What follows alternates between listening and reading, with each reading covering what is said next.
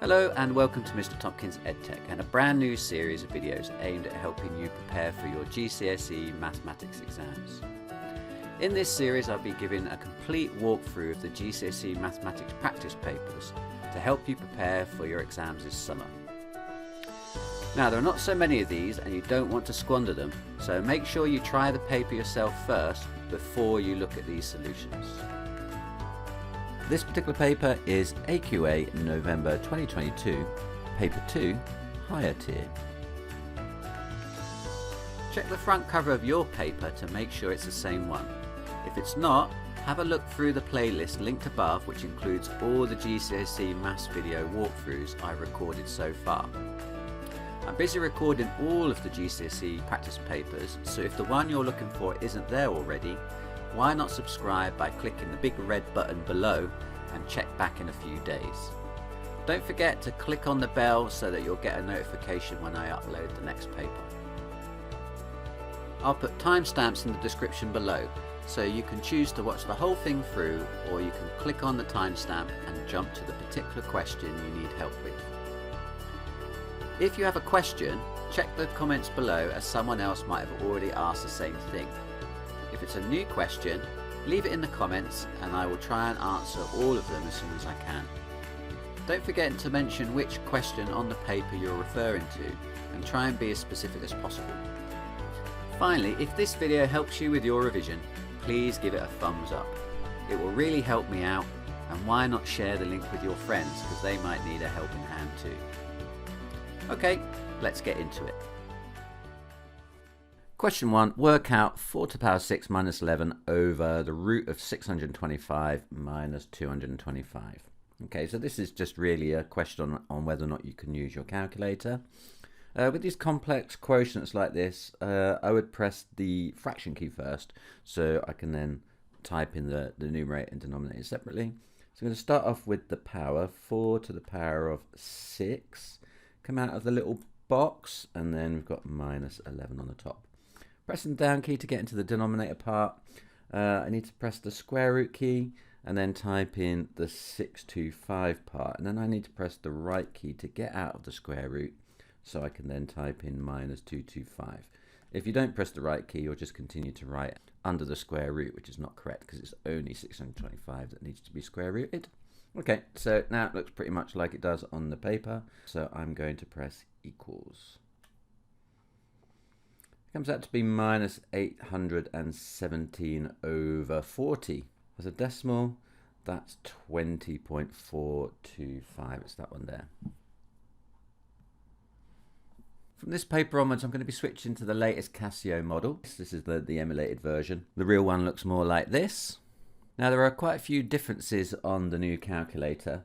So if you are using one of the older ones, any question using a calculator on today's paper, I'll put a link into a previous paper where I've done a similar question on the calculator, so you can have a look at that one if you need to. Question 2, work out 3.1 times 10 to the 9 squared. Okay, so when you've got an index outside a bracket like this and the things inside the bracket are multiplied together, then the index or the power gets distributed to everything inside the bracket. So what I'm going to get is 3.1 squared times 10 to the 9 all squared. Okay, now 3.1 squared I can quickly do on the calculator. 3.1 squared, that comes out to be 9.61. 9.61. And 10 to the 9 squared, when you've got an index of an index like this, you multiply them together, don't you? So that's going to give me times 10 to the 18. So it's going to be that one there. Question 3, the equation of a line is y equals 3x minus 6. Circle the coordinates of the y-intercept. Now equations of straight lines look like y equals mx plus c, where m is the gradient and c is the y-intercept. So in the equation I've been given, this 3 here in front of the x is the gradient. It's a gradient of 3. And this minus 6 on the end is the intercept. Now that's the y coordinate, so if you were to write it down as a coordinate, then minus 6 would be here. Now the x value is going to be 0, isn't it, because it's on the y-axis, and the y-axis is when x is 0, so the coordinate is going to be this one here. Question 4. A times b to the power 4 is equal to c. Circle the correct expression for a. Well, if a times b to the 4 is equal to c, and I want to get a by itself, I'm going to have to divide both sides by b to the 4, aren't I? Okay, because then that will cancel that, and it will leave me with just a on the left. And then on the right, I'm just going to get c over b to the 4 then, aren't I? So that's, it's that one over there, isn't it? Question 5, written as the product of prime factors, 12,600 is 2 cubed times 3 squared times 5 squared times 7. And 14,112 is 2 to the power 5 times 3 squared times 7 squared. Work out the highest common factor of those two numbers. Give your answer as an integer. Well, we can easily work out HCFs of two numbers if we've got them in factor form like this. I'm just going to write them out in expanded prime factor form so we can see all of the individual factors clearly. Okay, so that's 12,600, and then 14,112. That's 2 times 2 times 2 times 2 times 2 times 3 times 3 times 7 times 7. Okay, so the HCF will be made up of all the terms that are in both. Okay, so I've got a 2 in both here, I've got a 2 in both here, I've got another 2 in both here, and I've got more 2's in the bottom number. I haven't got any more to match it in the top one. I've got 2 3's in both, 3's in both, and I've got a 7 in both. Okay, so altogether what I've got in both is 2, 2, 2, 3, 3, 7. Okay, and then if I multiply those all together, that is going to give me my HCF. So 2 times 2 times 2 times 3 times 3 times 7. What's that then? 2 times 2 times 2 times 3 times 3 times 7. That comes out to be 504. Okay, so that's my HCF, 504. Question 6. The Composite bar chart shows information about the percentage of drinks sold at a cafe in 2007 and 2019. So you can see both bars are at 100% because they represent 100% of the drink sales in that year. Okay, so part A says in 2007 the cafe sold a total of 24,000 drinks. How many more teas than coffees were sold? Okay, so teas is the white one and coffees is the kind of grey one. And just reading the scale here, can you see there are 5 divisions between each 10 on the graph? So like 1, 2, 3, 4, 5. So each one of those divisions must be 2%, mustn't it? So the height of the coffee bar in 2007 is at one little square above 40. So that means that coffee was at 42%. And then tea goes from 42 up to 90. So tea is going to be 90 minus 42, which is, what's that, 48%? Okay, so 48% is tea and 42% is coffee. So the difference in those amounts then, so the difference between tea and coffee, that's going to be 48 minus 42.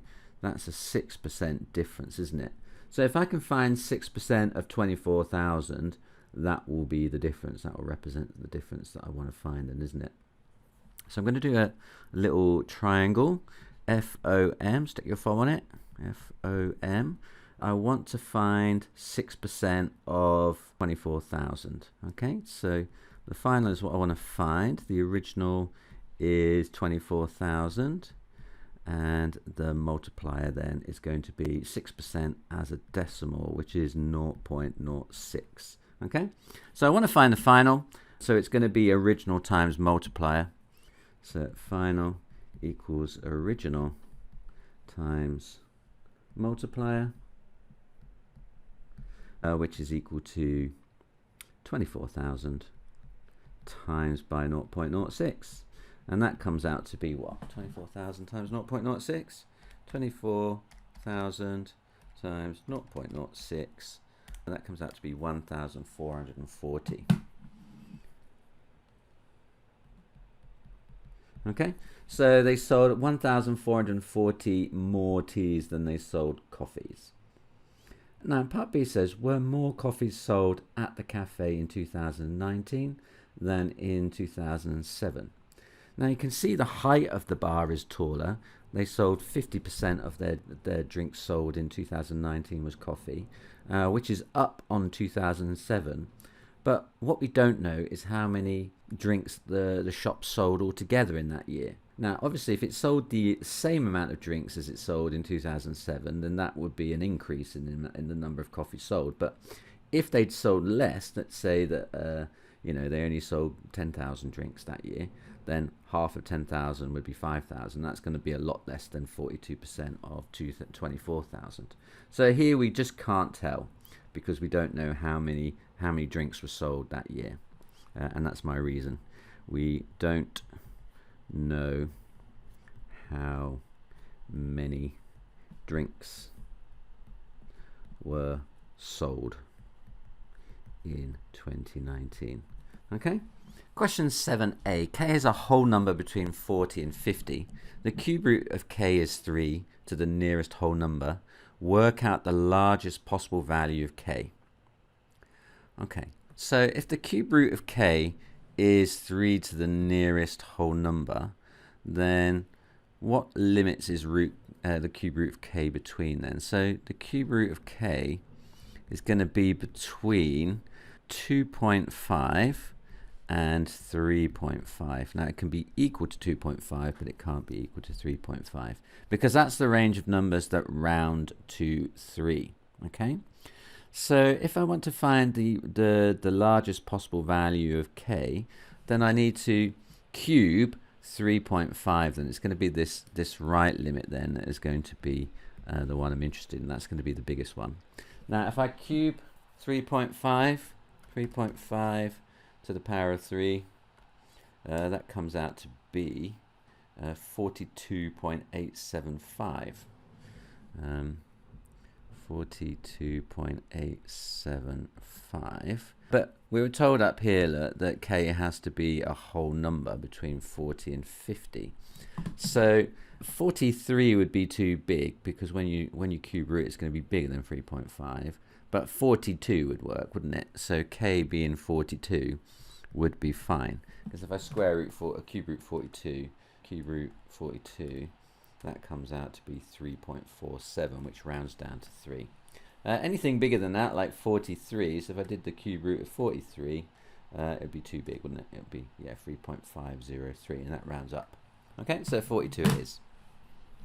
Faye tries to solve x squared equals 100. She says the only possible value of x is 10. Give a reason why she is not correct. Well, there's another way of getting 100 from x. If you had x equals minus 10, then minus 10 times minus 10 would also be positive 100. So the reason why she's not correct is that x could also be negative 10. Okay, so that negative 10 squared is 100. Okay, so yeah, it's not the only one. There's the negative one as well. Question 8a. Here is a cuboid. W, x, and y are different whole numbers. So that's highlighted different, isn't it? It's bold, so just bear that in mind. The total length of all of the edges of the cuboid is 80 centimeters. The volume is greater than 200 centimeters cubed. Work out one possible set of values for w, x, and y. Now, the exam papers have words in bold that students often overlook, so don't overlook those words when we're coming up with our solutions for this. So we know that the total length of all the edges, so it's not just w, x, and y added together that is 80. It's all of the edges. And if you think about it, a cuboid has 12 edges. You've got 4 edges that are length w, those ones there. You've got 4 edges that are length x, and you've got 4 edges that are length y. Okay, so altogether then the edges of this shape are 4w plus 4x plus 4y, and they are equal to 80. Okay? Now I can factorize 4 out of that, can't I? So that's 4 lots of w plus x plus y. That's equal to 80. And then so I could then divide both sides by 4. That will cancel. Leave me with w plus x plus y is equal to 80 divided by 4. That's 20. It's a little bit more manageable. Okay. So I've kind of dealt with that one. I'm not going to get any more joy out of that sentence. Now the volume is greater than 200 centimeters cubed. Okay, so the volume is the three things multiplied together. So w, x, y is greater than 200. So I've kind of got an equation in 3 unknowns and an inequality in 3 unknowns. So what can I do with these then? I guess I could just try some values out, I guess, because there can't be that many, can I? If I've got 3 different numbers and they add up to 20, what are the possible values for them? So let's say we make a bit of a table over here, w, x, and y. Let's start with w being 1. X can't be the same, let's make it 2, and then y has to be the rest then, doesn't it, to make it 20. So that would have to be 17. So 1 times 2 times 17. That's nowhere near, is it? So that the volume of that would be 1 times 2 times 17, that would be 34. Okay, so that's not big enough. Okay, so having 2 small numbers and 1 big one doesn't seem to deliver us the results that we want. Let's change it. Let's go for 5, 6, and what's left over? Then that would be 11, and that would give me 9. So about 5, 6, 9 then. Would that work? 5 times 6 times 9. Yeah, that one works. That's 270. Okay, so work out one possible set of values for w, x, and y. There we go. There was one already. So w could be equal to 5, x could be equal to 6, and y could be equal to 9. Now there are plenty others that you could pick as well, I guess. Could you? What about, I mean, you could have 4 and 5, 4, 5, and 11. I think that would probably work as well. 4 times 5 times 11. Yeah, that would work as well. So it's not the only solution. You can find others. So as long as your 3 numbers add up to 20, and then when you multiply them together, you get a number which is greater than 200, then it's an acceptable solution. Okay, so the other solutions are available. Now in the diagram, it does look like w is longer, and I was wondering maybe you had to make that the longest one w, but I just checked the mark scheme and they're accepting 3 numbers in any order. Question 9. The 47th triangular number is 1128 and the 48th triangular number is 1176. Work out the 49th triangular number. Okay. Well, if you know anything about triangular numbers, you know that they look like triangles when you draw them. So the first triangular number doesn't look really much like a triangle. It's the number 1. The next one, though, you kind of add a row underneath it like that, forming a triangle. So the next triangle number is 3, and then the next one after that is going to be there. It's going to be 6, and the next one after that is going to have another row. 1, 2, 3, 4. So 1 plus 2 plus 3 plus 4, that's 10, isn't it? Okay, so you can see when you go from one to the next, you're adding 2, you're adding 3, you're adding 4. So the next one I'm going to add 5, and so the next triangle number is going to be 15. You can see it in the diagram here as well, can't you? So to go from the first one to the second one, I added those 2, and then I added those 3, and then I added those 4. So the next row is going to have a length 5 on the bottom that I'm going to add on. Okay, now between the 47th and the 48th triangular number, what's the difference there? What am I adding on from here to here? Well, if I take one away from the other, so 1176 minus 1128, that comes to 48. So they have a difference of 48 there. So I'm adding 48 onto that one to get to the next one. So if I want to get to the next one after that, I'm going to add one more then, aren't I? Because every time I add one more than the last time I added one on. So I'm going to add one more on there. So my next triangular number is going to be 1176 plus 49. So what's that then? 1176 plus 49. That comes to 1225. 1225. So that's my answer then, 1225. Question 10. The nth term of two linear sequences, A and B, are added to give the nth term of a new sequence. The new sequence starts as 8, 13, 18, 23. The nth term of sequence A is n plus 1. Work out the nth term of sequence B. Okay. Well, in order to find the nth term of sequence B, I need to first find the nth term of the sequence, the combined sequence that they've given us here. Now, this sequence is progressing in jumps of 5. So add 5 sequences, isn't it? Add 5, add 5, add 5. So that means its nth term is going to have something to do with 5n. Okay. Now 5n, the sequence 5n, the first term would be 5, then 10, then 15, and then 20. But we've got 8, 13, 18, and 23. So to turn 5n into this sequence above, I'd need to add 3 to it, wouldn't I? And then I'm going to get that sequence there. Okay, so the nth term of the combined sequence is 5n plus 3. And the nth term of sequence A is n plus 1, so the nth term of sequence B must be one of those, subtract the other. So the combined sequence had nth term of 5n plus 3. Sequence A had nth term of n plus 1. So if I then take one away from the other, then B must have had a sequence of 5n take away n, that's 4n, and 3 take away 1, that's 2. So it should be 4n plus 2. Okay? Question 11. A tank contains 40 litres of water. Part A says water leaks out of the tank at a rate of 1.2 litres per minute. The leak is stopped after 20 minutes. Show that when the leak is stopped, the tank contains 16 litres of water. Okay. Right, so this is the rate of change. So every minute it is changing by 1.2 litres. Okay. So the volume in the tank is going to follow the formula. It's going to start with 40, and then it's going to be minus 1.2 lots of t, where t stands for the number of minutes. Okay, that's the formula, because you've got 40 litres to start with, and every minute you're taking 1.2 litres out. Okay, so after 20 minutes, that's going to be 40 minus 1.2 lots of 20 then, isn't it? So 1.2 lots of 20, what's that then? So 40 minus 1.2 times 20, that comes to 16 litres.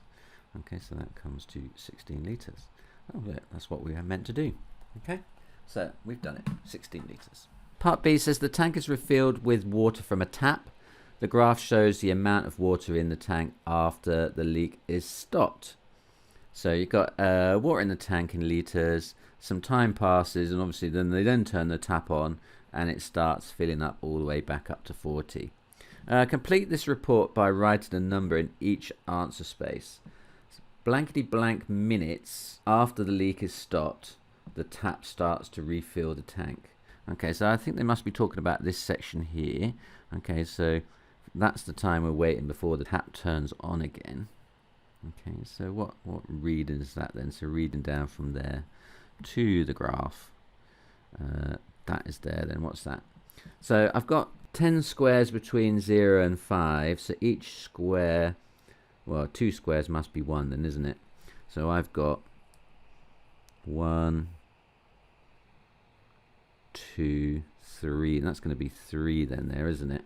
So after 3 minutes after the leak stopped, the tap starts to refill the tank.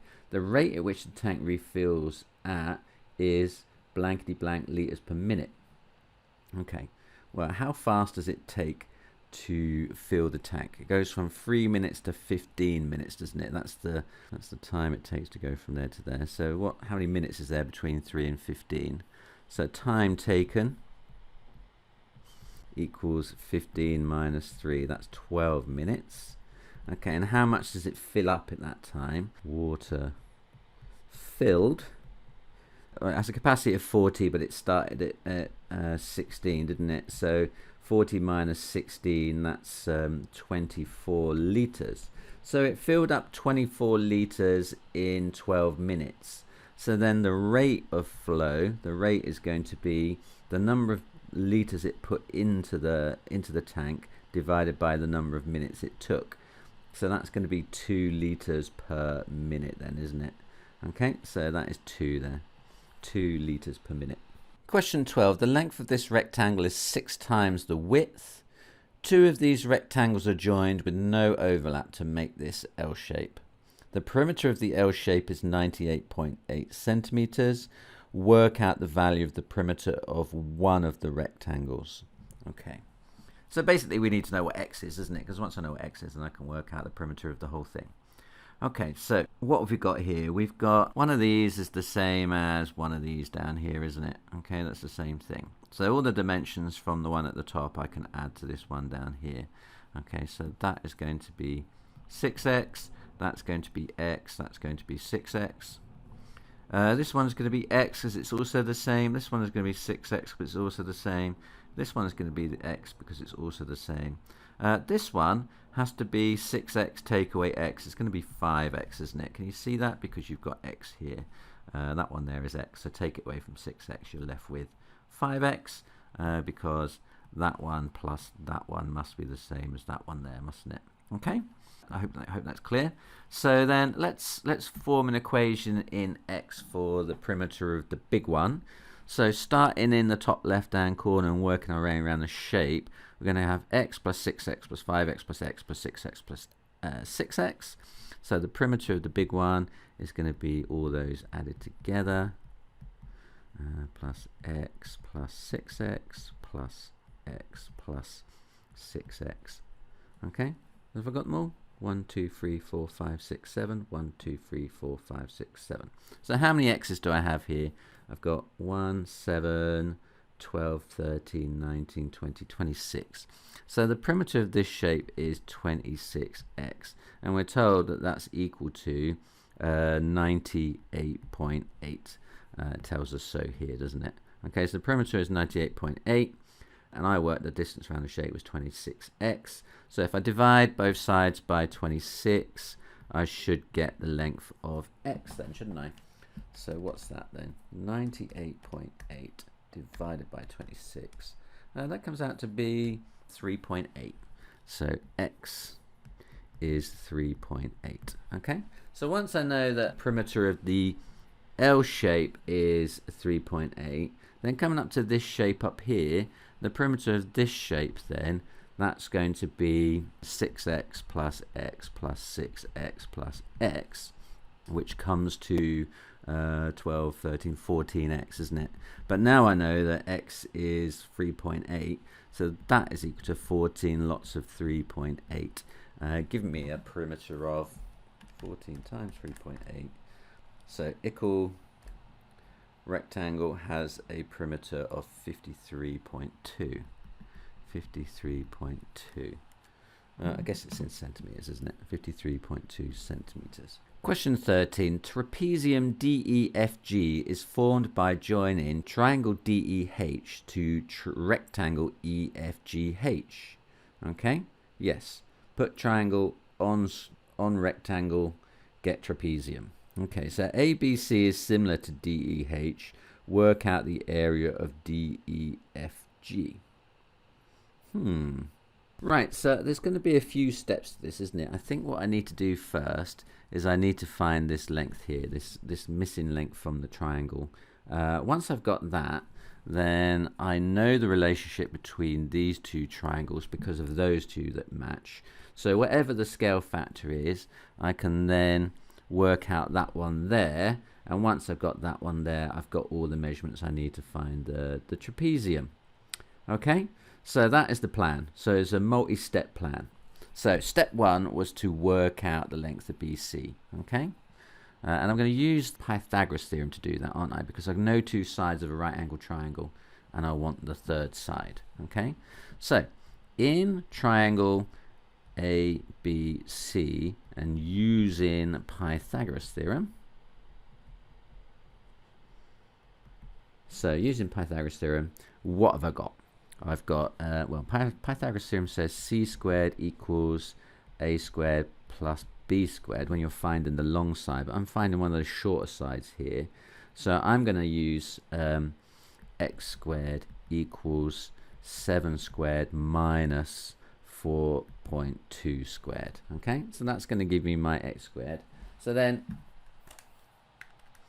x then is going to be the square root of that then. So root 7 squared minus 4.2 squared. That comes to 28 over 5, or 5.6. So that tells me x is 5.6. Okay, so I know that x is 5.6 now. That's 5.6. Now I know that, I can work out what EH is. But first I need to know the scale factor. So from triangle ABC to triangle DEH, what's the scale factor? So the scale factor is going to be, well, it's going to be the 6 on the second one divided by the 4.2 on the first one. So I'm using this one divided by this one here, aren't I, to work out the scale factor. So 6 divided by 4.2, that is going to give me the scale factor. 6 divided by 4.2, that comes out to 10 over 7. I'm just going to leave it as a fraction, actually. It's kind of handy as a fraction. 10 over 7. Okay, and then I can then use that scale factor to work out EH then. So EH is going to be 10/7 of the length of BC then, isn't it? Okay, so that is going to be 10/7 of 5.6 that we found earlier. Okay, so this is going to be BC, so that's 5.6. Okay, so 5.6 times by that scale factor, and that comes out to be 8. That's nice. So that one there is 8. Okay, and now I've got everything I need to work out the area of the trapezium. Now the area of a trapezium formula is a half open brackets a plus b times h. Okay, now a and b are two parallel sides. Basically what you're doing is you're averaging them out. You're adding them together and dividing by 2, aren't you? So you're finding the average of your two parallel lengths. Okay, so one of my parallel sides is going to be this length here, and the other one is going to be this one here then. So one you can see is 7.5. This one must be 7.5 because it's the same as the one on the opposite side. So that's going to be half of 7.5 plus b. The other one is going to be like the combination of 7.5 and 6 added together, isn't it? So 7.5 plus 6, that is 13.5. And then the h is the distance between them. That's the distance I just found. It's the 8. Okay. Right, so I'm just going to halve my 8 and get 4. And I'm going to add the 7.5 and the 13.5 together. I try and do as much of this in my head, the easy bits, so I've got less complicated things to type into the calculator. Because personally, my mental maths is good, and I'm more likely to make a key in error on the calculator than this by adding two numbers together. So 13.5 plus 7.5, that's 1421, isn't it? So 21 times 4, and 21 times 4 is 84. Well, I didn't even need a calculator. Okay, so yeah, didn't have to work it, because once I worked 21, easy squeezy. Right, 84. What's the units? It's going to be centimeters squared, isn't it?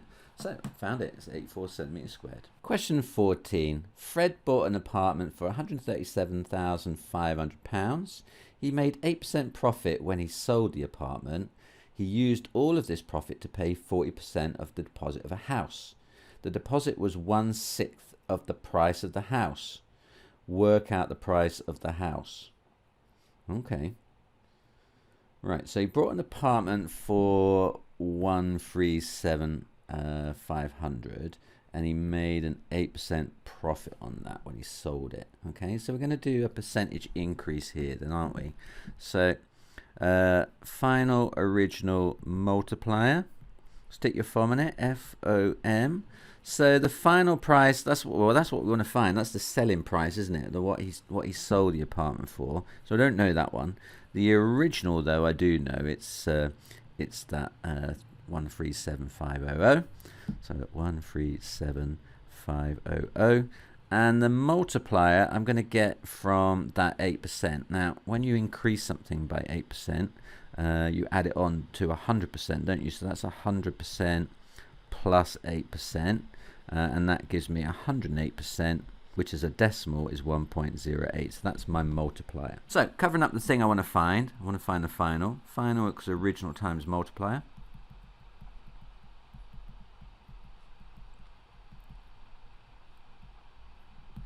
Okay, so that is going to be 137,500 times by 1.08. What does that come to then? 137,500 times 1.08. That comes to 148,500.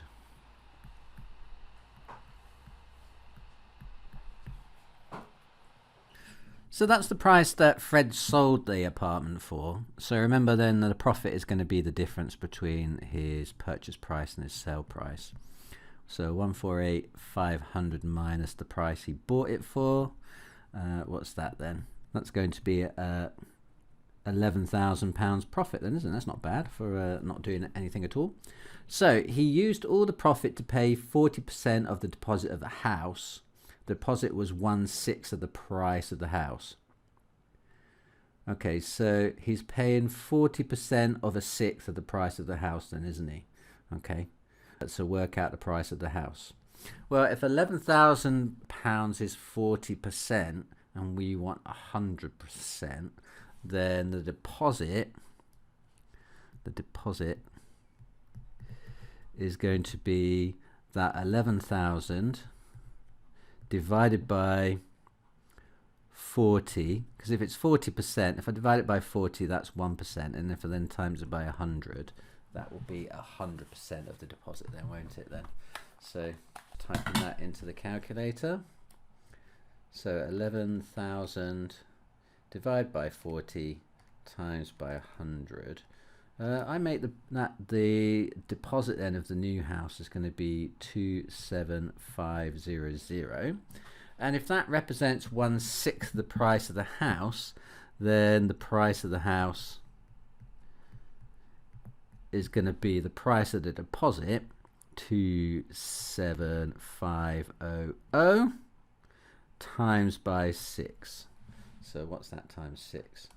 That's £165,000. £165,000. Okay, so that's the price of the house then, 165,000. Question 15. Circle the correct statement. 1 square meter is 100 millimeters squared. 1 square centimeter is 100 millimeters squared. 1 square meter is 100 centimeters squared. Or 1 square kilometer is 100 meters squared. Okay, I'm pretty sure it's going to be that one there. There's the correct one. The other ones are much bigger than that, aren't they? Much bigger than 100. If you think there's 1,000 millimeters in the meters to start with, so once you square it, it's going to be a huge lot bigger than that. Just to go through this quickly, if 1 meter is 1,000 millimeters, then because that's what it is, then 1 square meter is going to be 1,000 times 1,000. There's going to be 1,000,000 square millimeters in that one, so it's definitely not that one. There are, in 1 meter you've got 100 centimeters, so in 1 square meter you've got 100 times 100, you've got 10,000 centimeters squared. And in 1 kilometer is 1,000 meters. And again, so 1 square kilometer is going to be 1,000 times 1,000. It's going to be 1,000,000 square meters in a square kilometer. Okay, so yeah, so the only one that fits is this one here. So 1 centimeter is 10 millimeters. So if you square that, you're going to get 1 square centimeter is 100 millimeters squared. Yeah, so definitely that one. Question 16. Here is a sketch of a graph. Circle the possible equation of the graph. Now that graph is clearly a cubic curve, isn't it? Because cubic curves start low, they have a wiggle in the middle and end high. Okay, so it's going to be the one with a cube in it. So it's not the square one because that's a parabola. That looks like that. Looks like that. This one, no, this is a reciprocal curve. That's the one that has like the 2-part curve. This is the one it is, and it's not that one. That's a frowny parabola. Okay, so it's definitely that one there. Question 17. A sequence of numbers is formed by the iterative process un plus 1 equals 20 over un plus 3, where u1 is 1. Work out u3, circle your answer. Okay. So we're given that u1 equals 1. Then u2, then, the next term in the sequence, is going to be 20 over the value of u1, which is 1 plus 3. Okay? So what's 20 over 1 plus 3? 1 plus 3 is 4. 20 divided by 4, that's 5. Okay, and so then u3 is going to be 20 over the value of u2, which was 5 plus 3. So 20 over 5 plus 3. 5 plus 3 is 8. 20 over 8. That's the same thing as 5 over 2, isn't it? It's that one there. Question 18. A basketball team plays 19 home games and 19 away games. The box plot shows information about the points the team scored in home games. Here are the points the team scored in the 19 away games. On the grid, draw a box plot for the away games. Okay, so we need to take all these values down here and create a box plot for them. Okay, so luckily they're already in ascending order. You can see they go from 85, which is the smallest, ascending all the way up to 126, which is handy because it's all set up for me to find the medians and the quartiles. Okay, so now a box plot has a box in the middle like this and two lines coming out either side like that. Now it's always a good idea to do a quick sketch first off the, the nice grid paper they give you, because you don't want to make a mess of that. You want to kind of know what you're doing before you start there. So I'm just going to work out what the various values are from this. Okay. Right, now the one down here, the end of this whisker down here, that's going to be that 85 there. That's the lowest possible value. So we're going to have an 85 down here, or that line is going to be at 85. Now the other end, the top end up here, look, that is going to be the highest value on your in your data, which is 126. So this data goes up to 126. It's the highest value. So then the distance between the whisker is going to be the range, isn't it? That's what it represents. Okay. Now the line in the middle of this box plot is Q2. It's the median. So the Q2 is the n plus 1 over 2th value. So what's n? N is 19 plus 1 is 20 divided by 2. So 19 plus 1 over 2. That's the 20 divided by 2. It's the 10th value, isn't it? Okay, so what is the 10th value of my data set? So counting through 1, 2, 3, 4, 5, 6, 7, 8, 9, 10. It's the 99, isn't it? That's the median value there. So this value here is going to be 99. Okay, and then we just need to find the ends of the boxes. So we need Q1 and Q3. Q1 is the n plus 1 over 4th value. So that's 19 plus 1 over 4. So 20 divided by 4. That's the 5th value, and the 5th value is what? So counting through the data, 1, 2, 3, 4, 5. That's going to be 96. Okay, so 96 goes here. Look, that's the 96 one. And then finally, we want Q3, the upper quartile. Q3 is the n plus 1th times 3 divided by 4th value, so 3/4 of the way through the data set. So it's 3 lots of 19 plus 1 over 4. So 3/4 of 20 basically. That's the 15th value. Okay, where's the 15th value? So count it through 1, 2, 3, 4, 5, 6, 7, 8, 9, 10, 11, 12, 13, 14, 15. It's that one there. It's 109. Okay, so that one there, that's 109. Okay, so now we kind of worked out where all our values go. It's going to be a lot easier than drawing on the box plot, because I know where to draw the lines. Okay, so I'm going to draw the vertical lines first. So I'm going to have a line at 85. I'm just going to steal the styling from the first one, so I'm going to construct it the same way. So the first one has like 3 little squares on the end of the whisker, like that. So I'm going to draw 3 little squares there at 85. 96 is the lower quartile. That was a kind of 5 little squares wide, or one whole big box wide. Then we're going to have one at 99 for the median. So median is here. Okay, and then the upper quartile is at 109.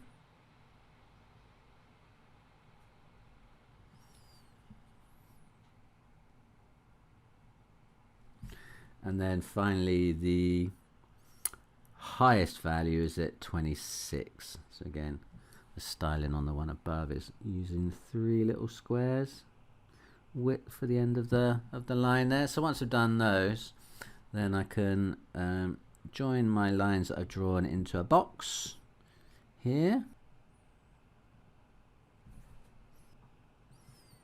Okay, so that's my box drawn, and then I can extend the whiskers out to my highest and lowest values like so.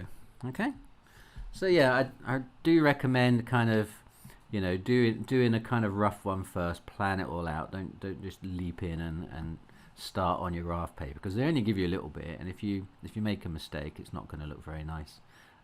Much better to do it right once. Okay, I bet we're going to have to talk about this one now in later questions. Let's find out. Part B says, on average, did the team score more points in home games or away games? Use one statistical measure to support your decision.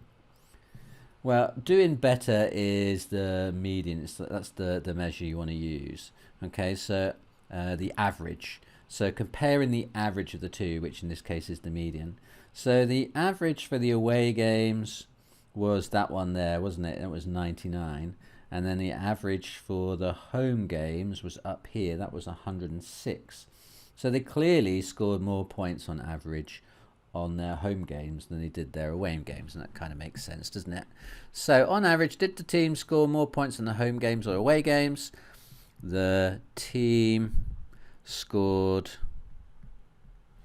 higher on average in their home games. I'm going to put in brackets what the score was, 106 points, than away games. And again, I'm just going to put in brackets what that was. That was 99. So I'm kind of showing where I got the data from, okay, where I'm making my decision from. So the team scored higher on average in their home games, 106 points, than their away games, 99 points. Okay. Was the number of points scored more consistent in home games or away games? Okay, so again, we can use one statistical measure for this. Now, we have two available here because we need to look at the dispersion of the data for this one. Now, there are two measures of dispersion you can read off a box plot. You can read off range, or you can read off interquartile range. Now, if you've got both range and interquartile range, then interquartile range is nearly always the better one to use because it doesn't get affected by outliers. So I'm going to compare the interquartile range of the two sets of data. So for the home games, then the interquartile range is equal to the upper quartile, which is here, look, minus the lower quartile, which is here. Okay, so it's going to equal to the Q3 minus Q1, the upper quartile minus the lower quartile. So the upper quartile for the home games, that's 117 minus Q1 for the home games, which is 95. So what's 117 take away 95? That is 100, well, that's 22, isn't it? So the interquartile range for the home games is 22, and for the away games, the interquartile range, and I can see it's less because it's the box is less wide, and that's the whole point of doing a box plot. It's meant to give you a visual interpretation of the data, which is quick and easy to understand. So I already know what the answer is. I'm just working out the data to support my answer, really. So Q3 for the away games, well, we worked this one out, didn't we? It was 109. And then for Q1, it was 96. So that has an interquartile range of 13. Okay, so it's much narrower, isn't it? The interquartile range for the away games is much smaller. You can tell really easily from the diagram the box is smaller. So small interquartile range means your data is more consistent, it's less varied, so the away games was definitely more consistent than the home games. So I'm going to say the away games, which had an interquartile range of 13, were more consistent than the home games, which had an interquartile range of 22. Okay, so yeah, I do think it's definitely worth putting these in to your answers. Often, sometimes the mark scheme says it won't give you the mark unless you mention them. So it's not always, but it's good practice to put them in. Okay, sometimes they allow you to just make the comment. Sometimes they insist you put the data in with it. So I err on the side of caution, always put them in. Yeah, that's it. Let's move on. Question 19. Using the quadratic formula or otherwise, solve 3x squared plus x minus 5 equals 0. Okay, now if they're suggesting that we use the quadratic formula, even though they say you could do it another way, it's usually going to be the easiest way to do it. So I'm just going to launch straight into the quadratic formula and not worry about any other ways of doing it. Okay, so for the quadratic formula, we need to read out the coefficients of our values, our quadratic here. 3 is the coefficient of x squared, that's our value of a. 1 is the coefficient of x, which is our b value, and that is our c value there, isn't it? So a equals 3, b equals 1, c equals minus 5, okay, from the equation. So writing out the quadratic formula, our value x equals minus b plus or minus the square root of b squared minus 4ac all over 2a. Can you remember this yet? You really need to. Okay, just try and memorize it. I find it quite easy now. I've written it down so many times. Right, so let's just sub in the values then. So our b value, look, is 1. That's going to go there. Well, it's minus b. So minus 1 plus or minus the square root of 1 squared minus 4 times a, which is 3, times c, which is minus 5. Okay, so I'm just subbing in the values for b, a and c into the equation, and then a on the bottom like that. Oh, I haven't done the bottom yet. So down here, I'm going to get 2 lots of a, 2 lots of 3. Okay, so now I could just type this all into the calculator straight away, but I actually find it easier to resolve some of it first.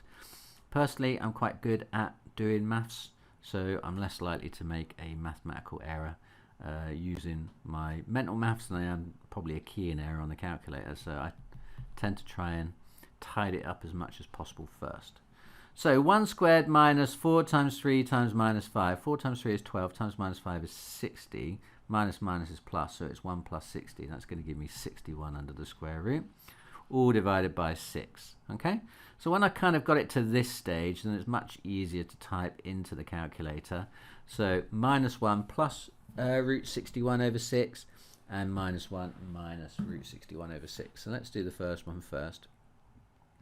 So negative, I'm going to use the fraction key so I can write it down like it is on the page. So negative 1 plus the root of 61 over 6. Okay, so my first answer is 1.14, rounded off to 3 significant figures. Or, and now I need to do it again with the minus rather than the plus. I'm just going to press the back key on the calculator. I'm going to go back to where the plus is. I'm going to delete it, and I'm going to put a minus sign in as instead. I think that's the quickest way of doing it.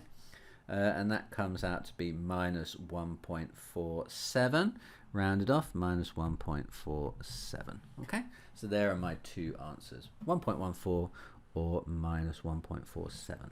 Question 20. A vending machine has a different item in each section. It sells 7 drinks, 3 of which are juice, 5 snacks, 2 of which are fruit bars, 11 meals, 4 of which are salad. 1 drink, 1 snack and 1 meal are chosen at random. Show that the probability of getting a juice, a fruit bar and a salad is more than 5%. Okay, so if you want one of each, that's and. You want a juice and a fruit bar and a salad. And in probability, and means multiply. Okay, and or means add.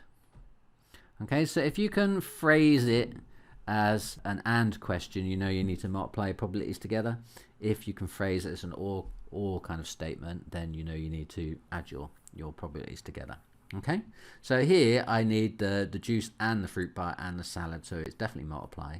So what is the probability then of getting a juice? The probability of a juice is going to be your 3 juices out of your 7 drinks. The probability of getting a fruit bar is the 2 fruit bars out of the 5 snacks, and the probability of getting the salad is 4 out of 11. Okay, so then the probability then of getting juice and fruit bar and salad, that's going to be the probability of juice times the probability of fruit bar times the probability of salad then, isn't it? So that's going to be 3/7 times 2/5 times 4/11. What's that then? So typing that into the calculator, 3/7 times 2/5 times 4/11. Now that comes out to be 24/385. What's that as a decimal? Because I want to see if it's more than 5%. So as a decimal, that comes out to be 0.0623, which is equal to 6.23%. Okay, so the probability then of getting that combination is greater than 5. So probability of JFS is greater than 5%. Okay, because I found it was 6.23. Okay, cool beans. Question 21. F of x is 3x plus 9 over 5 and g of x is 6x minus 1. Show that g of f of 2 is an integer. Okay, well, g of f of 2 means take 2, put it in function f, and then whatever you get out of function f, you feed into function g.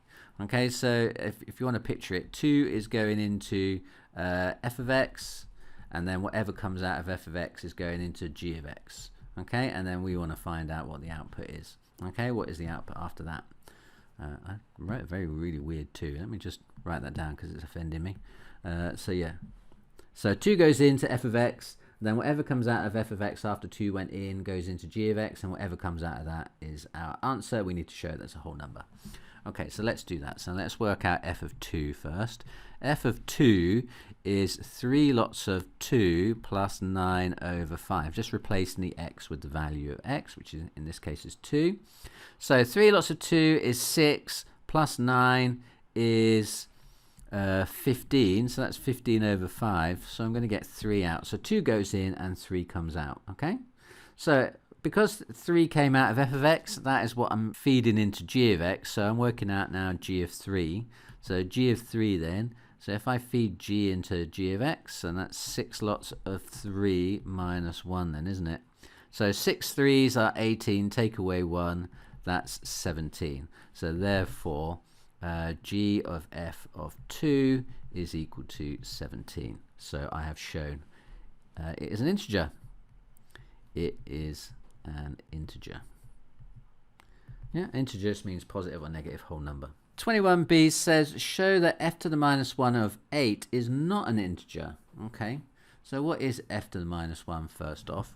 If f of x is equal to 3x plus 9 over 5, what we do to find the inverse function is we replace f of x with y and then we rearrange for x. So rather than writing f of x equals this, I'm going to say y is equal to this, and then I'm going to rearrange and make x a subject. So times in both sides by 5 to start with, I'm going to get 5y equals 3x plus 9. Taking 9 away from both sides, I'm going to get 5y minus 9 is equal to 3x, and then dividing both sides by 3, I'm going to get x is equal to 5y minus 9 over 3. Okay, so therefore f to the minus 1 of x, I'm just going to take this expression 5y minus 9 over 3. Now that's going to be my inverse function, but I'm going to replace the y with the x because I don't have any y's when I'm dealing with function notation. It's just all about x. So I'm just going to replace the y with the x, and then that is my inverse function. So if I feed a number into f of x and get a number, if I then take that number and feed it back into f to the minus 1 of x, I'll get back what I started from. Okay, so now I need to show that f to the minus 1 of 8 is not an integer. So what is f to the minus 1 of 8? Well, it's going to be 5 lots of 8 minus 9 divided by 3. So 5 eighths are 40, take away 9, that's 31. 31 over 3, that's going to be, well, it goes in 10 times remainder 1, isn't it? It's 10 and a third. Okay, so therefore f to the minus 1 of 8 is not an integer because it's got a third on the end. Question 22, factorize fully x cubed minus 49x. Okay. Well, first off, I notice straight away that both these terms have got an x in them. So I can factorize out an x from both terms straight away. So factorizing out the x, I'm going to get x, open brackets, x squared minus 49, haven't I? Okay. So I factorized it a bit, but I need to factorize it fully. So I'm looking at that bracket, and I can see inside I've got x squared minus 49. Now I recognize that to be the difference of two squares. Okay, and the difference of two squares says if I've got x squared minus a squared, then that is going to be x plus a, x minus a when I factorize it out. Okay, so that's what's going to happen here. I'm going to get x, open brackets, x plus the root of 49, which is x plus 7, times x minus 7. Okay, yeah, that's just the difference of two squares. Once you've done it a few times, they're pretty easy to spot. So now I've got three factors, x, x plus 7, and x minus 7. Cool, let's move on. Question 23. 61 students recorded how many hours they spent revising for a test. The histogram represents the results. Work out an estimate of the mean time the 61 students spent revising. You may use the table to help you. Okay, so we need to do an estimated mean here, but we haven't got any data. All we've got, well, we haven't got any data in the table. All we've got is the data on the histogram. So we're going to have to take the data from the histogram and use it to populate the table. Once we've got the table populated, we can then use that to find the estimate of the mean. Okay, right, so what is frequency? Frequency is equivalent to the area of a bar on a histogram.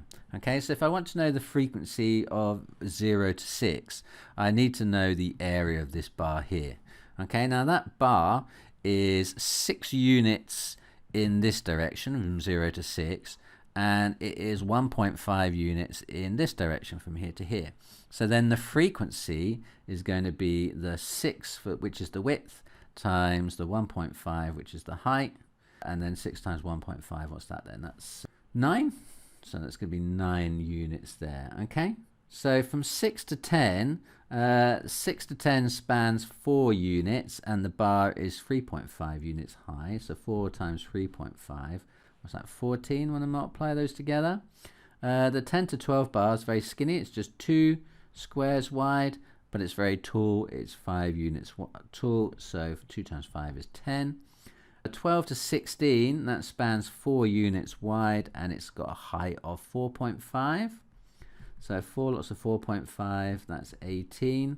And then finally 16 to 20, that spans 4 units wide, and it's at a height of 2.5. So 4 lots of 2.5, that is 10. Okay, so my frequencies go 9, 14, 10, 18, 10. So the next thing to do is to work out the midpoint of each, because we don't know the actual values of these 9 students who are in the 0 to 6 range. So we use the mid value of that range. So halfway between 0 and 6 is 3. Halfway between 6 and 10 is 8. Halfway between 10 and 12 is 11. Halfway between 12 and 16, that's 14. Halfway between 16 and 20, that's 18. Okay, and then to work out the f of x values, f of x here, which is what we need for working out the mean, we're going to have to multiply these together. So we're going to multiply 9 times 3, 14 times 8, 10 times 11, 18 times 14, and 10 times 18. Okay, so 9 times 3, which is 27, 14 times 8, that is 112. 10 times 11, I know it's 110. 18 times 14, that's 252. And 10 times 18, I know that's 180. Okay, so what I need to do is find sigma fx, which is the sum of all of those then. So I need to add up that column. So 252 plus 180 plus 110 plus 112 plus 27. Doing a bit of a random order. I was kind of scanning up the table, but anyway, whichever way you add it up, it's going to come to 681. And the sum of the frequencies, well, I know that already. It told me in the question it's 61. You might want to double check it, but it does tell you there that it's 61. Let's just double check it anyway. 9 plus 14 plus 10 plus 18 plus 10. Oh, look at that, comes 61. That's good. So that's our sigma f, the sum of the frequencies. So the estimated mean is going to be sigma fx divided by sigma f. Sigma just means sum of, and this is sigma. It's just a Greek letter. We use it to mean the sum of in maths. Okay, so it's the sum of all those f of x's, which is 681, divided by the sum of the frequencies, which was 61. So dividing one by the other, 681 divided by 61, that comes out to be 11.2. 3 significant figures. Okay, and that's my estimate then. So work out an estimate of the mean for the 61 students spent revising. They spent 11.2 hours revising. Is that enough? How much have you spent? Question 23b, give a reason why the answer to part A is an estimate. Well, because we took our data from the histogram, which doesn't show the exact amount of time each student revised. So we took the data from histogram, which doesn't show the exact amount of time each student revised. Okay, and that's why it's an estimate. I suppose we could just say instead we use the midpoint. It's a bit more thorough than I need to be, probably, of each bar. Okay, instead we use the midpoint of each bar. That's what we did. Question 24. B is 60 miles from A on a bearing of 170. A ship sails from A on a bearing of 247. It travels at a constant speed of 23 miles per hour for 1.5 hours. Is the ship now closer to B than it was when it left A? You must show your working. Okay. Now these bearings questions you get towards the end of the higher paper tend to be about trigonometry. They tend to be trigonometry in non-right angle triangles. It's usually the sine rule or the cosine rule. I don't know which. I haven't studied this one enough yet. Let's find out. Okay, so a ship sails on a bearing of 247. What direction is that then? If you think about bearings as compass directions, then north is 0, 0, 0, isn't it? East is 0, 9, 0, because we use 360 degree for a full turn. So south is 180 and west is 270. So 247 is kind of that sort of direction. It's probably west by southwest, isn't it? Okay, so you know, I don't need to know that exactly, but it's a good idea to kind of have a rough idea about what I'm talking about. Okay, so I'm going to be disappearing off in this direction, and I'm going to be going 23 miles per hour for 1.5 hours. So how far is that then? So if I then want to know the distance is going to be speed times time, isn't it? So the speed is 23 times time, which is 1.5. So 23 times 1.5, that comes out to be 34.5. Okay, so it's going to go 34.5 miles. So if you think about that 60, if I'm kind of drawing this vaguely to scale, it's going to be about half the length of that line, a little bit over half. Okay, so just kind of, so it kind of roughly in that direction for about half the length of the line going from A to B. Okay, so let's just draw that on. Okay, doesn't have to be perfect, it's something a bit like that. Okay, I just want to kind of get it vaguely right so I can use the diagram then to check my answers. Okay, so then what we want to do is check then that distance from the point we got to the point B and decide which one is longer. Is the ship now closer to B at this point where it reached? Okay, I'm going to call that point C because it hasn't been named. So it travels from A to C on that bearing at that speed and that time. Okay, it gets to C. Now is it closer to B than it was when it left A? So I need to work out the length of that line BC and compare it to the line AB, which I know is 60. Okay, right, now in order to do this I'm going to have to work out some of the angles in this shape. Okay, now all the way around from here around to here, that was a bearing of 247. So given that that bit from there to there is 170, then this bit is going to have to be the rest, isn't it? So 170 to 247, that's another 77 degrees, isn't it? So that angle there is 77 degrees in there. Okay, do we know any more of the angles? I don't know, but we know this side. We know this length here is 34.5. Okay, so we've got two sides of the triangle and an angle, and we want a third side. We want to know what side A is down here, don't we? So that looks like, well, which one is it? Is it a sine rule or the cosine rule? Which one do we have to use? Okay, well, the sine rule says is about opposite pairs. Okay, so you need to have an opposite angle and side in two directions. Okay, now we've got one opposite angle and side here. We know that angle is 77 and we want the angle A, but we've got no other angle to pair up our other two sides with, so I can't use the sine rule in this example. Alternatively, the cosine rule is about three sides. Either you've been given three sides and you want an angle, or you've been given two sides and an angle and you want a third side. And that is what's going on here, isn't it? I've got two sides. I've got the 34.5 and the 60 and the angle between them, 77, and I want the third side A. So it's a clear use of the cosine rule. Okay, so I'm going to state the cosine rule in terms of this triangle ABC. So A squared, the side I want to find, is B squared plus C squared minus 2BC cos A. Okay, now labeled up side A, it's the side opposite A. So this one over here is side C and this one up here is side B. Okay, so subbing that carefully into the cosine rule. So A squared is what we're trying to find. B squared, that's 34.5 squared, plus C squared, 60 squared, minus 2 lots of 34.5 times C, which is 60, times the cosine of the angle, which is 77. Okay, so what's that then? So tapping that into the calculator carefully.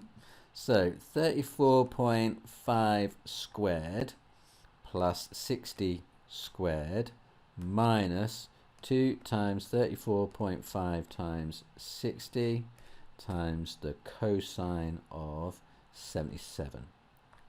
Okay, now that comes out to be 3,858.9. That's quite a lot, isn't it? Okay, so that's 3859 to four significant figures. But remember, I want to square root this. That's a squared. I actually want a. So a is going to be the root of that. So don't forget to root your answer. So root answer, that comes out to be a little bit more of a manageable 62.1 miles, I guess. Okay, so now I've worked out what A is, I can answer the question, is the ship now closer to B than it was when it left A? Well, the answer is no, because it was 60 miles away and now it's 62.1 miles away.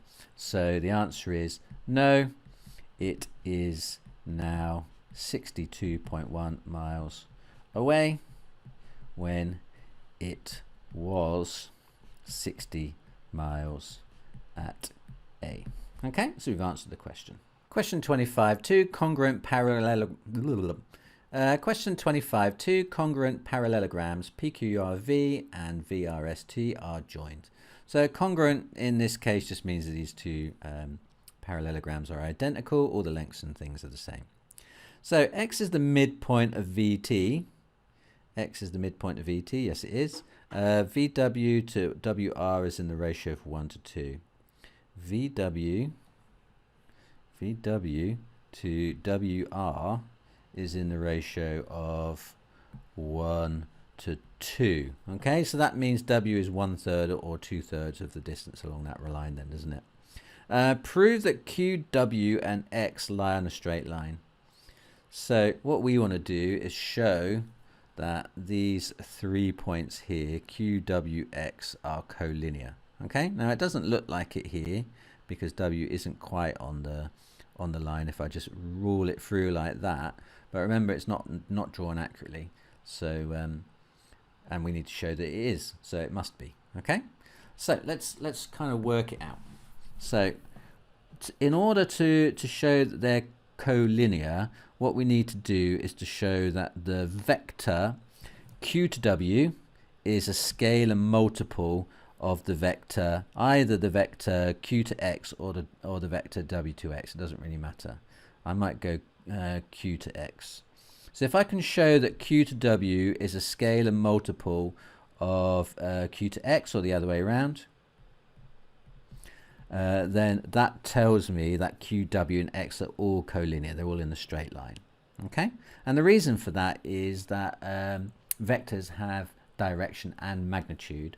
So if I'm starting in the same place and I end up one multiple further along, then I'm going to be moving in the same direction. So it means that they are all collinear. Okay, so that's what I need to show in order to prove this is true. So let's do that then. So what we're going to need to do is going to find expressions for the vector Q to W. We're going to have to find expressions for the vector Q to X, and I'm going to have to show that one is a scalar multiple of the other. Okay, that is the plan of action. So let's see if we can do that then. So what is the vector Q to W then? Right, Q to W, how can I get from Q to W along lines that I know? Well, I guess because it's a parallelogram, then opposite sides of a parallelogram are parallel and they're equal in length. So the vector from Q to R is going to be the same as the vector from P to V, isn't it? That's also going to be vector B. And the vector from R to V is going to be the same as the vector from Q to P. And that's going to be vector A, going all the way from R to V. Okay, so if I want to go from Q to W, I'm going to go from Q to R, and when I get to R, I'm going to go from R to W. Okay, now Q to R I know is vector B, and I know that R to W is 2/3 of vector R to V. Okay, it's 2/3 of the distance because I was given that ratio that V to W was to W to R was 1 to 2. Okay, so the distance from there to there is going to be 2/3 of the distance going all the way up. So that is going to be B plus 2/3 of vector A then. Okay, so I've got vector B plus 2/3 of vector A. That's Q to W. Now I found Q to W. Next thing is to find Q to X. So how can I get from Q to X? So from Q to X, that is going to be equal to, going along things that I know, I can go up there, that's A, that's B, and that's half of B, isn't it, from there to there. So I can kind of go that way. So Q to X, Q to P, plus P to V, plus V to X, which is half of V to T. Okay, so that is going to be Q to P I know is A, P to V is B, and V to T is B, so half V to T is going to be half B, isn't it? So adding that up then, so that's equal to A plus, what's that, B plus half B, that's 3B over 2 then, isn't it? Okay, so now I've got expressions for QW and QX. Is there a way of showing that one is a multiple of the other? Well, no, I've got like a B here in QW, and I've got 3/2 of B in here. So if I kind of force factorize out 3/2 out of this, so if I kind of have a pair of brackets like this, and I force factorize 3/2 out, then I'm going to have 3/2 of B there. So how many A's would I need to have here? so that when I multiply it by 3 over 2, I get just 1a. I'm going to have the reciprocal of 3 over 2, and I'm going to get 2/3. So if I have 2/3 of a and I times it by 3/2, then I'm just going to get a back again, aren't I then? So then a plus 3b over 2 is the same thing as 3/2 of 2/3 a plus b, but 2/3 a plus b, that was qw. So I've shown then that q to x is 3/2 of q to w. Okay? In other words, one is a scalar multiple of the other, and by doing so, I've now shown that q, w, and x must be collinear. Therefore, q, x, and w are collinear, which means they lie in a straight line. Okay? So I did it. Question 26. Helena ran an 800-meter race in 140 seconds. The speed time graph represents the first 100 seconds of her run. Helena ran the last 40 seconds with a constant deceleration. Work out her speed as she finished the race. Okay? Now, I've seen quite a few students just assume that line, because it's a constant deceleration and it's the end of the race, they assume that it's going to go like that. So it's going to run down and hit to 140 at 0. But she's not going to be finishing the race at 0 meters per second. Otherwise, she'd never get there. You know, she really slowed off that far. She's never going to actually get there, is she? But we actually need to find the speed that she finishes the race. We can't just assume that she finishes at speed 0, just kind of slows right down and just kind of crosses the line at a snail's pace. That's not what happens. It's going to be more like this. So she's going to constantly decelerate, and we need to find the level at which the speed she's going to be at the point where she finishes the race. Okay? Now, the way we can do that is the fact that we know that it was an 800-meter race. So we know the distance traveled, and we know that the distance traveled is the area under a speed time graph. Okay? Now, we've got 2/3 of the speed time graph already drawn. It's kind of in 3 sections, isn't it? It's this section here where she had her initial acceleration from the start. So she was starting from standstill and kind of zoomed off. Okay, so we can work out the area of that little triangle bit. Then she's got that period of constant speed that she's running, which is a rectangle. So it should be fairly easy to work out that area. And then if I take that away from 800, then I should be able to work out the area of what is going to be a trapezium at the end. And then we can find out maybe the height of the trapezium after that. Okay, so what is the area of this section here then? So that one is area 1. So area 1 is a triangle. So half base height, which is the half of the base, which is 10, the distance from there to there, and a height of 6. So half times 10 times 6, that's 30. So 30 meters was traveled in that little triangle bit. Then in the next section, this bit here then, it's going to be my area 2. That's a rectangle, so it has formula length times width. The length is the distance from 10, or the time from 10 to 100, so that's 90. And the height is just 6, isn't it? So 90 times 6. So what's 90 times 6? 90 times 6, that's 540 meters. Okay?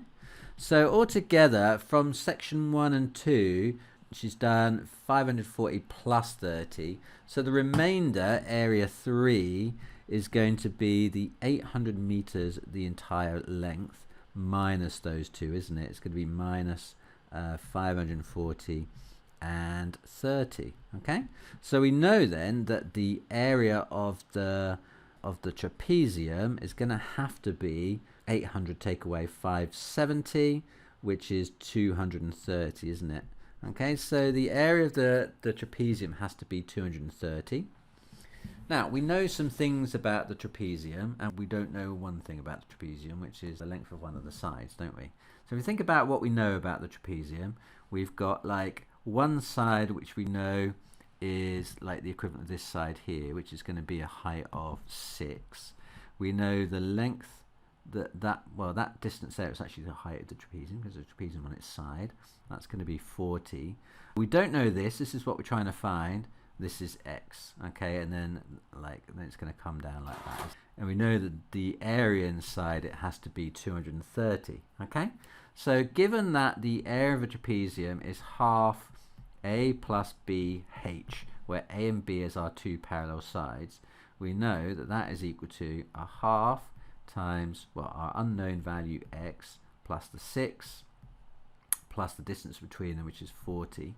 Okay, so that comes out to be half of 40 is 20, so that's going to be 20x plus 6 lots of 20s plus 120.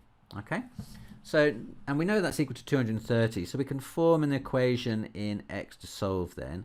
So if 20x plus 120 is equal to 230, so taking 120 away from both sides, that means 20x equals 110.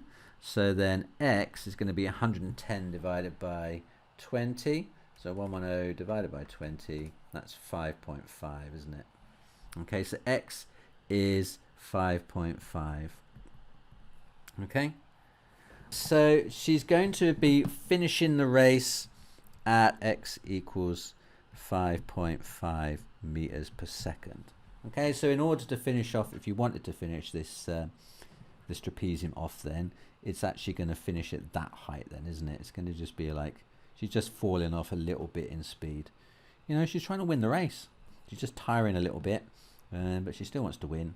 So, you know, she's not going to end at a crawl, is she? So it's going to end up looking like that with an area of 230 then, isn't it, in there? Okay, so yeah, 5.5 is the speed she finishes. Question 27. In a class there are n boys, a total of 25 students. 2 of the students are chosen at random. The probability that both students are boys is 7/20. Work out the value of n. Okay, right, so a quick tree diagram to think about this. Let's say you pick a boy, you pick a student, and it's either a boy or it's not a boy.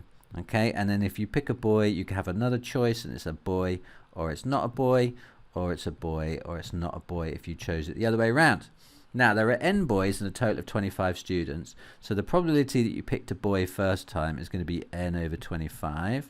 Okay, and then so the probability that you picked a boy the second time, well, you got one less boy to pick from, and you've got one less student to pick from, so it's n-1/24. Okay, so if you wanted to pick the probability of boy, it's going to be this route through the tree diagram, isn't it? It's going to be up here and then along here. Okay, so that would be the probability of n/25 times n-1/24. Okay, and we know that the probability that both students are boys is 7/20, so we know the answer is 7/20. Okay, so we want to find out n basically. So what we've done here is we formed an equation in n, which we now need to go on and solve. Okay, right, so combining those two fractions together, we're multiplying, which is just numerator times numerator, so that's n-1 on the top, denominator times denominator, and 25 times 24, that comes out to be 600. So n-1/600 is 7/20. So what can we do here? So we cross multiply that 600 over, so I'm going to get n-1 is 7 times 600/20. What's that then? So 600 times 7 divided by 20, that comes out to be 210. So n lots of n-1 is equal to 210. Okay, right, so I think what we're going to do here is we're going to have to form a quadratic and solve it then. So multiplying out the bracket, I'm going to get n squared minus n, and then bringing the 210 over back over to the other side, minus 210 is equal to 0. Okay, does it factorize? It'd be handy if it did. 210, what could be factor pairs of 210? They're going to have to be quite close together. Well, they have to be like 1 apart. Can I think of two numbers 1 apart that multiply together to give me 210? Okay, well, the root of 210, root 210, that's That's 14. So what about 14 and 15? 14 times 15? Yeah, that's 210. So I'm going to say that I've got 14 and 15 in here then, and then n and n. It's minus 1, so the 15 needs to be the minus 1, and then the 14 is going to be positive. So I've got n plus 14, n minus 15, giving me solutions that n is minus 14 or n is 15. Now, one of those solutions makes absolutely no sense. I can't have negative 14 students or boys. That makes no sense. So it has to be that one there. Okay. Now, sometimes when you form an equation that's a quadratic and you go on and solve it, you know, whilst your answer might be a solution to the quadratic, it's not necessarily a solution to the actual problem that you're modeling with a quadratic, in this case, the number of boys. So the number of boys here has to be 15. So number of boys, n equals 15. That's the only answer. Okay, job done. Question 28. A, B, C, D, E, F is a triangular prism. P is a point on EF. EB is 29 centimeters. Like, all these amounts aren't on the diagram, so I'm going to put them in. EB is 29 centimeters. So E to B is that distance there. That's 29 centimeters going in that direction. Angle EBP, this angle here, that is 35 degrees. Okay, and then what else have we got? Angle EPB, that one up there, look, that one is 114 degrees. Okay, so work out the length of EP. Okay, well, unless I'm very much mistaken, then the fact that we've got this triangular prism is just a huge red herring, because I've just got a triangle which is drawn on one face of a prism, but it's just a non-right angle triangle, and I think I can just take that non-right angle triangle out of the shape, redraw it, and just do some straightforward non-right angle trigonometry on it. Okay, so if I'm going to just draw the triangle EPB, so I'm going to draw it straight with EB straight, because that kind of makes sense to me. So if I just draw that triangle separately,